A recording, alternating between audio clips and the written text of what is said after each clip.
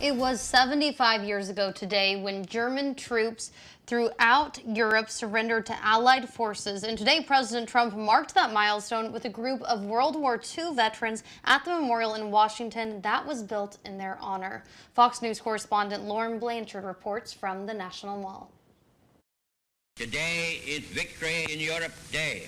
When British Prime Minister Winston Churchill spoke those words on May 8, 1945, it triggered a wave of celebrations from one continent to another. From the streets of London outside Buckingham Palace to Times Square, where victory was sealed with more than one kiss, it was the day that an entire generation became simply the greatest.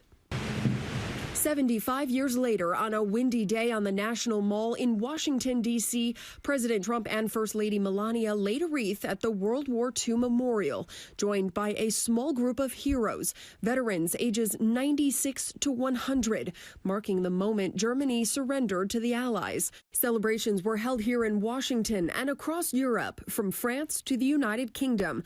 For now, the large celebrations of 75 years ago are gone, stopped by a global pandemic that targets the elderly. Despite the risk, the veterans that joined President Trump on VE Day agreed that they simply had to be there to remember what was won and lost. Nothing would keep them from this event, not COVID-19 or the obstacle of travel.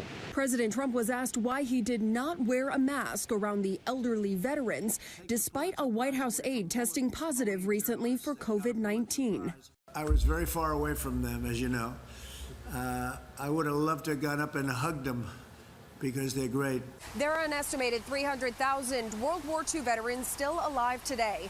This memorial honors them along with the 400,000 Americans who died fighting and the 16 million who served alongside them. In Washington, Lauren Blanchard, Fox News.